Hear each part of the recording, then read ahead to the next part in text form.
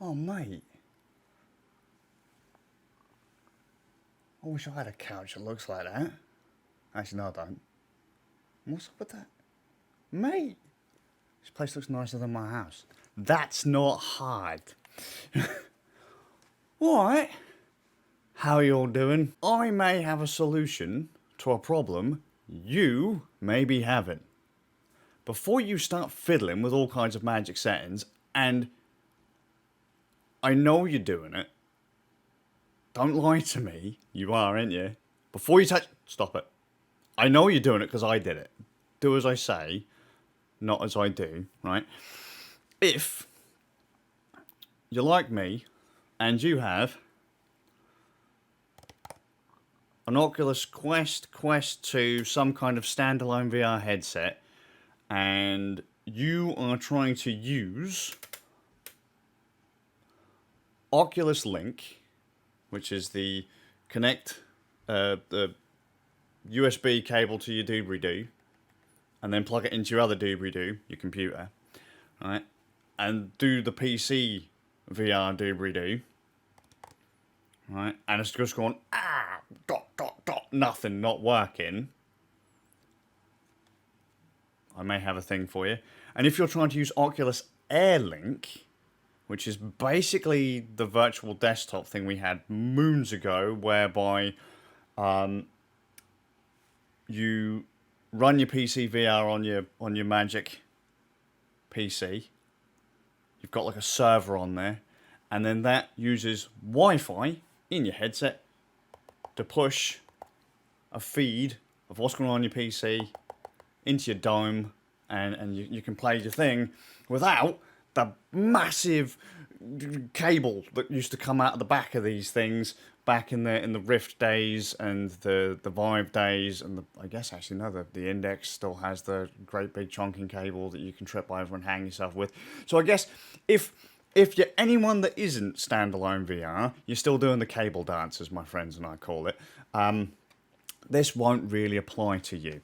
This might also help if you have, like I do, a laptop with Optimus on it, or just a laptop in general, capable of running PC VR. Stress that right off the bat. Long story short, and then I'll give you kind of some back end after. If you can't get Oculus Link to run using the cable, and you're on a laptop, you're going to need to look into Optimus. Chances are your headset might be running on, if you're on a laptop with, say, an Intel GPU or an Intel CPU and an Nvidia graphics card, or Intel AMD or AMD or AMD Nvidia, whatever, you'll have a low-powered GPU and a high-powered GPU. Chances are things are running on the old low power. Go into your graphics card settings and just say everything, all the power. Or be lucky enough to have a laptop that doesn't have Optimus on it. I think they still call it Optimus. It was Bumblebee on Linux. Do they still call it Optimus? That used to be Nvidia Optimus, and it was Intel, Nvidia. But I think AMD also do the same kind of thing. So I've got an AMD Nvidia combo. Is that still Optimus? I don't know. You can change these settings for individual applications in your graphics card settings, in your graphics card control panel, or in Windows by typing just like search graphics in the thing, and you can assign executables and then say which GPU you want them to run on. Ideally, you want the high performance big boy graphics card, because you'd only really use your low end processor graphics card for, I don't know, surfing the web. I don't know, whatever you use low-end graphics cards for.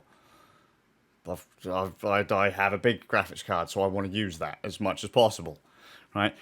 Optimus comes with many other problems, but that can cause your Oculus Link to not work. If you use an Air Link, and this is a problem that I stumbled on today, I did a live stream yesterday, half an hour shouting into the darkness of how much I hate Nvidia Optimus, or Optimus in general, dual GPU setups, low power and high power, because they just screw everything up, nothing works. It's a story that's coming. However, today, walking my spuds to school, I thought, you know what? Back in the day, virtual desktop never gave me this trouble. I could just install the virtual desktop server and I could tell it to run on my Nvidia GPU or whatever my high-powered GPU was. I could tell that to do the encoding, and then I'd run the client software on my Quest, and it would connect, and yeah, gravy. Except I didn't like how virtual desktop's user interface worked, but that's just me. I'm picky, whatever. So I come home and I install the old virtual desktop stuff. So thank the author of virtual desktop for this one. I forget the folks' name, but thank you. When you launch the server for virtual desktop, it says something to the effect of it'll come up with anything you might have trouble with. And in my case, it said, you've got your network adapter set to, or this network is specifically labeled as public. And that could cause things to just not work properly. Certain things will be blocked. So I'd already done the Optimus thing and told everything to run on my high-end graphics card or higher-end graphics card on my laptop. So that wasn't the issue, because I kept getting booted from the link, Air Link. And if I did get in, if I turned my head, all of a sudden it would render what was directly in front of me and black out around and then just crash. So I was like, oh, network settings set to the wrong thing. That's just silly. Why would I have it set to public rather than private? Went and had a look. Oh, it is. That can't be it, right? Network adapter or network connection. You know, properties. Set it to private. I restarted the Oculus software and toggled link on and off just to be sure, just to make sure that, you know, this went, oh, there's your machine that you want to use. And then I tried link again. It worked. It worked. So chances are, if you're trying to use Air Link and it doesn't work, it's your network adapter settings. Set it to private. Then it'll work. If you're having issues with low frame rate on a machine that's capable of running VR, it's probably your graphics card is set incorrectly. You're using like your processor's little low power graphics card rather than your honking great one that you paid a lot of money for. And same with Link. Chances are your graphics card is set incorrectly in settings. The trouble is, the Oculus software seems to have like 5+ executables that you might have to dig down. Just go to your C drive, program files, and just go through and add some of your Oculus stuff. You don't have to. Just like try the network thing first if you're doing Air Link, or just go into your Nvidia settings and just say, or AMD settings, and just say use this for everything. And in theory, you shouldn't have to worry about it selecting stuff. But right, now that I've told you the fix, long story short, in 9 minutes, should have just said, just change your network adapter settings, change your graphics card settings. Done. My nightmares with Nvidia Optimus, I keep calling it Nvidia Optimus. Is Optimus an Nvidia product, or was it something else? Either way, it doesn't matter. My problems with Optimus started eons ago.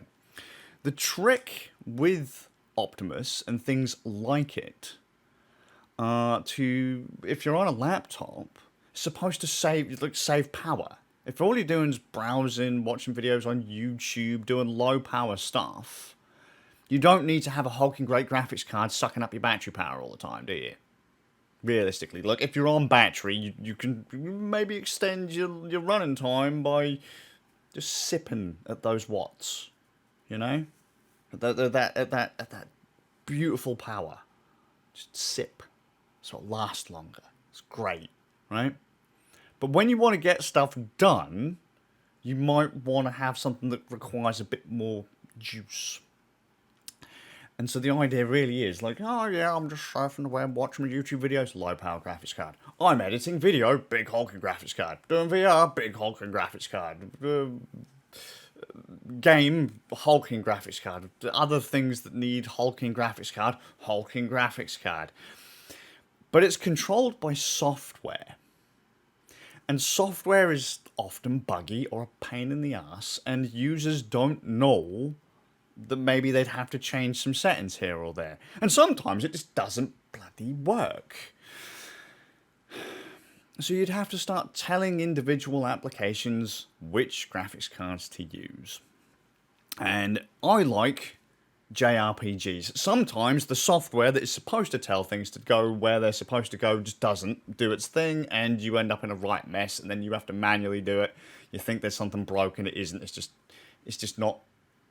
Well, it's broken. It's not your computer that's at fault as such. It's just that there's a little hiccup happening, and you have to go in and just rub its back and calm it down and get it to do its thing, right? I like JRPGs. Two examples I will give you, and you can laugh at me because, you know, I'm a grown man with children, and I play anime JRPGs. Love them. Hyperdimension Neptunia Rebirth 1 had a wonderful issue with Optimus back when it launched on PC, that if you set the game to run on your big boy graphics card, the video cutscenes would still play on your low power graphics card. Fantastic, right? No. If you are streaming something, generally, okay, here's the other trick with Link, Air Link, and all that, which is why I suggested do the graphics card thing too. Your software can only communicate with other software, generally, being used on the same graphics chip. I'm very much oversimplifying this here, but for example, OBS, if you tell it to capture, back in the day, I think they might have fixed it now, but if you were to tell it, right, run on, use my high power graphics card, whatever it may be, open and run on my high power graphics card, do all of your rendering work. This is before you tell how you want to encode, tell it to run on your high power graphics card. If all of a sudden your desktop is running on your low power graphics card, which is generally the case, your desktop is usually pushed to your screen using the low power GPU, and then there's some magic jiggery pokery going on that makes it all come together. Generally, the program you've told to work on the big graphics card doesn't know how to pull from the low power graphics card side of things. They're in two separate boxes. They don't really know what to do. There are software workarounds that people have started putting in to make this more seamless, so you don't have to faff around as much. But in the off chance that you have something that maybe doesn't do that little hop between boxes, it can be a bit painful. That's usually why things don't work. So I found yesterday that if I could get Link working with the cable, that if I told it to pull my desktop, it would just display a black screen, and that's because my desktop was being rendered by my AMD card, my processor's graphics card, and everything else was running on the big boy card, so it didn't know what to do with it. It just saw nothing. It knew it was there, it just couldn't pull anything from it. And then the other example I'll have is just it not working. Rather than it was splitting between the two, is Ys 8, Lacrimosa of Dana. Launch it up on my laptop, and all of a sudden it's running like a slideshow. I'm like, oh, blimey, this is weird. This game should run no problem. As many people will find with a lot of things they run on laptops with two graphics cards. It was trying to run it on the low power graphics card. It was a game that required a reasonable graphics card. It should have triggered the handover to the better graphics card. It just didn't, so I had to manually do it, and all of a sudden, bam, 200 frames a second. Slideshow to 200 frames a second. That's the difference you'll get when things go wrong.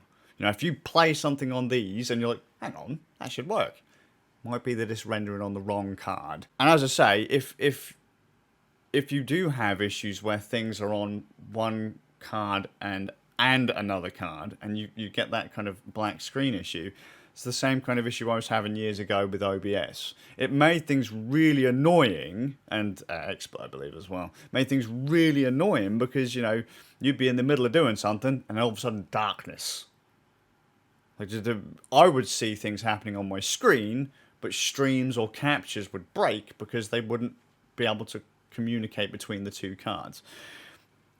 Check your graphics settings, check your network settings, and come back and let me know. If you have a standalone headset and you are still having issues, like you've got a Rift S, Vive, Index, or whatever, if you do have issues with your laptop, and it is supposed to be capable of driving the headset, update your drivers.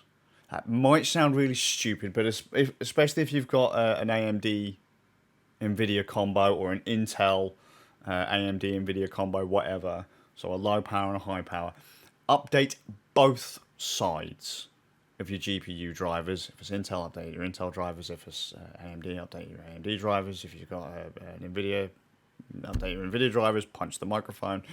Update all your drivers. Do the thing. You might also find that if you play games like Wolfenstein Youngblood, that needs to have both graphics drivers up to date.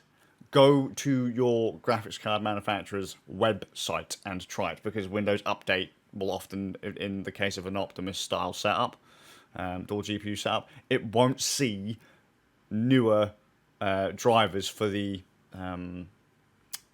CPU's GPU. Just trust me on this. I've tried it. It's enough to make me go bald with stress. Trust me, I'm bald or going that way.